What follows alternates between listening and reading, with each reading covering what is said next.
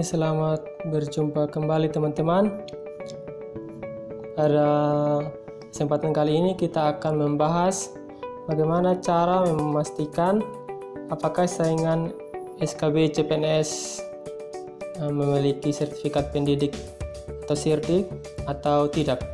Jadi keuntungan bagi saingan SKB yang memiliki sertifikat pendidik adalah bahwa mereka akan diberikan total nilai 100%.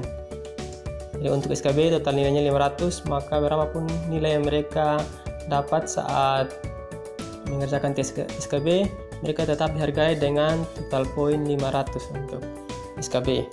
Oke, langsung saja.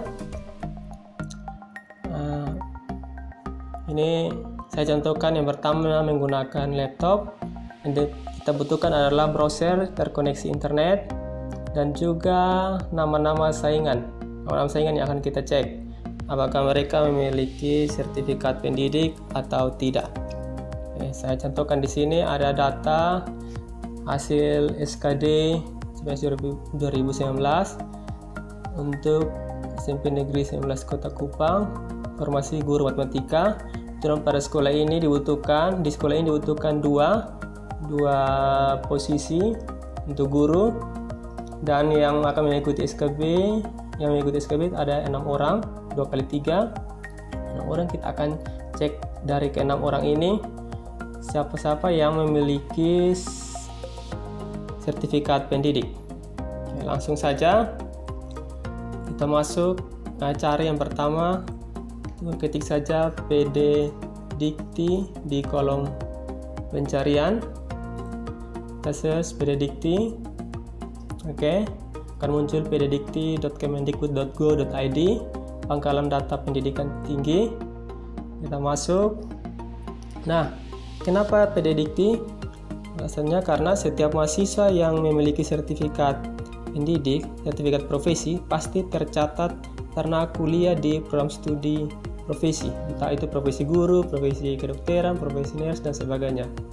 Oke, setelah kita masuk ke PD Dikti, yang berikut adalah kita cari lagi yang berikut sivil ijazah. Teman-teman ketik saja sivil, akan muncul sivil ijazah kemendikbud.go.id ya. Jadi sivil ini sistem verifikasi ijazah elektronik. Kenapa sivil? Karena setelah kita temukan datanya di pangkalan data perguruan tinggi di PD Dikti, kita harus memastikan waktu lulusnya. Ya, dia lulus itu kapan? Apakah sebelum pembukaan pendaftaran CPNS atau setelah pembukaan pendaftaran CPNS? Karena jika dia lulus sebelum, maka kita bisa katakan dia sangat mungkin untuk menggunakan sertifikat pendidiknya saat mendaftar CPNS. Tapi jika dia lulus setelah pembukaan pendaftaran, maka bisa dipastikan dia tidak menggunakan SIRDIK-nya untuk mendaftar CPNS. Oke, langsung saja kita coba peserta yang pertama. Kita ketik namanya atau kita copy saja jika sudah punya data. Misalkan namanya adalah nama yang lengkap. Ya, kita pastikan di kolom pencarian. Oke, kemudian dia akan muncul perguruan tinggi, data dosen, data prodi, data mahasiswa ya. Kita fokus langsung ke data mahasiswa ya. Kemudian kita cari prodi yang pendidikan profesi guru. Nah, ini namanya sama. Prodinya juga ada muncul pendidikan profesi guru. Oke, berarti dia pernah ya kuliah pendidikan profesi guru, jenjangnya profesi, oke. Dan statusnya adalah sudah lulus. Statusnya sudah lulus. Oke, sedangkan lulus kapan tidak ada diberitahukan di sini. Maka kita perlu ingat nama universitasnya. Untuk di sini Cendana, Universitas Nusa Cendana. Kemudian kita copy nomor ijazahnya. Nomor ijazahnya kita copy karena akan kita butuhkan di sivil ya. Oke, sekarang kita masuk, kita cek ijazahnya. perguruan tinggi kita input Universitas Nusa Cendana. Oke, program studinya profesi guru. Nomor ijazahnya kita paste saja. Kita paste saja nomor ijazah yang sudah di copy tadi, angka pengamannya 6 tambah 8 14. Kemudian kita verifikasi. Oke, dan hasil verifikasi data ditemukan. Kita langsung fokus ke tanggal lulus. Jadi untuk peserta yang pertama ini tanggal lulusnya 31 Mei 2019. Nah, waktu lulus ini adalah waktu sebelum pembukaan pendaftaran CPNS. Jadi bisa dipastikan bahwa peserta yang pertama ini menggunakan sertifikat pendidik saat melamar CPNS. Oke, saatnya kita lanjut peserta yang kedua. Seperti biasa, silakan lihat namanya, diketik atau paste saja jika bisa di copy. Oke, setelah dipaste kita tunggu ya sampai data mahasiswanya muncul. Oke, sudah muncul. Karena ini guru matematika, maka orangnya harus pernah kuliah di prodi pendidikan matematika, ya ini. Tetapi ternyata pada data mahasiswa tidak ada prodi profesi guru matematika. Tidak ada profesi guru, maka kita bisa simpulkan bahwa peserta yang kedua ini belum punya sertifikat pendidik. Maka kita langsung lanjut ke peserta yang ketiga. Ambil namanya, copy and paste. Oke, menunggu si loading. Nah, datanya sudah muncul. Kita cek di data mahasiswa prodi pendidikan matematika. Ini orangnya benar sesuai namanya. Untuk profesi belum ada ya. Kita simpulkan bahwa peserta yang ketiga ini belum punya sertifikat pendidik. Kita lanjut peserta yang keempat. Ambil namanya, paste. Oke. Data mahasiswa, cek pendidikan matematika. Ini S1 ya. Untuk profesi belum ada. Jadi peserta yang keempat juga belum punya sertifikat pendidik. Peserta yang kelima. Kita lanjut peserta yang kelima.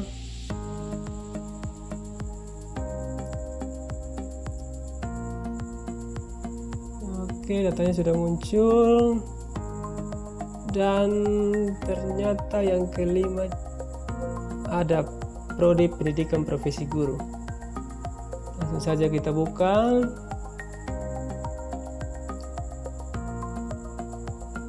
Jadi orang pertama, orang yang kedua,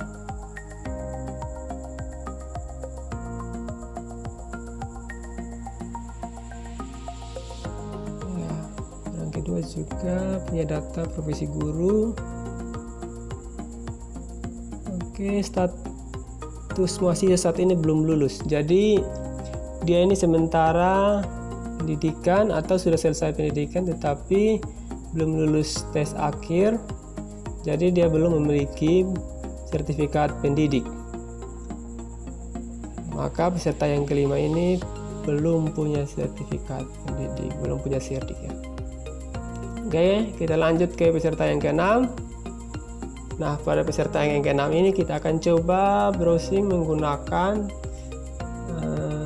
browser pada smartphone, browser pada handphone.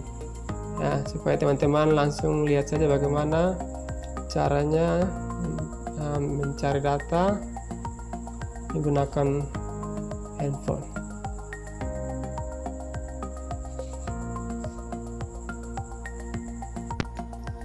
Oke teman-teman,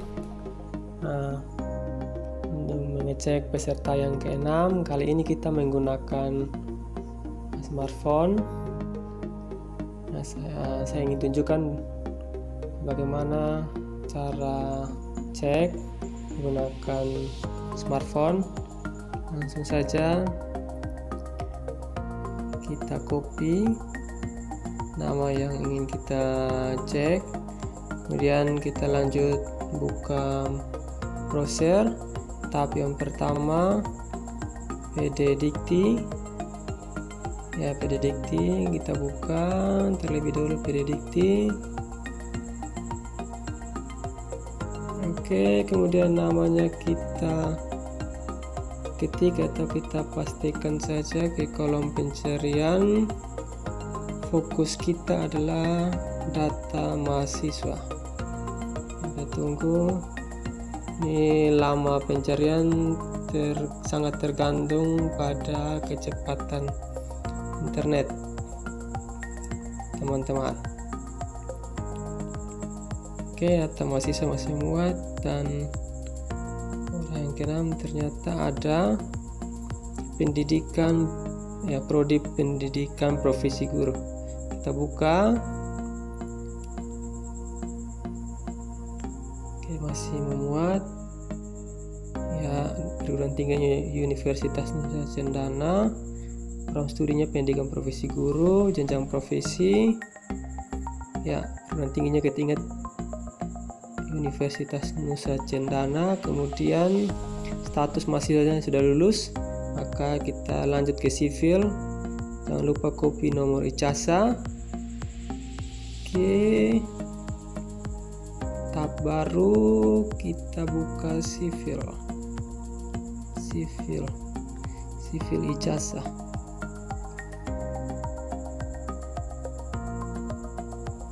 Oke,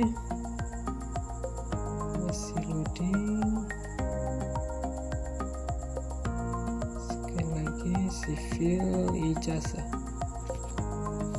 Jadi kembali kita harus memastikan apakah peserta yang ke-6 ini sudah lulus sebelum tes atau setelah tes. Oke, refresh saja. Ini masalah koneksi internet. Oke, sudah masuk.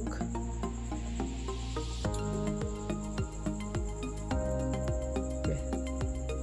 Nah, sekarang kita sudah di sistem verifikasi ijazah elektronik. Intinya sudah selesai. Perguruan tinggi Universitas Nusa Cendana. Oke, loading from studi, loadingnya sudah selesai. Studi pendidikan profesi guru, nomor ijazah, angka pengalaman 10, lalu verifikasi. Oke, tunggu beberapa saat dan data ditemukan.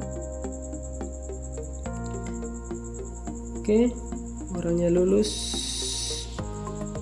dari pendidikan profesi guru tanggal 27 Desember 2018. Nah, pendaftaran CPNS 2019. Maka sangat mungkin dia menggunakan sertifikat pendidiknya saat melamar CPNS. Oke, bagaimana teman-teman? Rasa penasaran teman-teman sudah terjawab. Jadi simpel saja untuk mencari atau memastikan apakah saingan CPNS kita memiliki sertifikat profesi atau tidak, khusus untuk guru, apakah dia memiliki sertifikat pendidik atau tidak. Ingat saja PDDikti dan sivil. PDDikti untuk mencari data mahasiswa khusus universitas dan nomor ijazahnya, kemudian sivil untuk mengetahui atau memastikan kapan dia lulus dari pendidikan profesi. Oke teman-teman, jadi setelah dicek ternyata dari 6 peserta yang mengikuti seleksi kompetensi bidang, hanya peserta pertama dan peserta ke-6 saja yang memiliki sertifikat pendidik. Karena nilai sertifikat pendidik diambil 60%, nilai SKD-nya 40%, maka mereka akan sangat terbantu di total akhir nanti. Oke, silakan mencoba teman-teman. Dan terima kasih telah menonton. Terima kasih juga telah mendukung dengan like dan subscribe. Sampai jumpa di video berikutnya.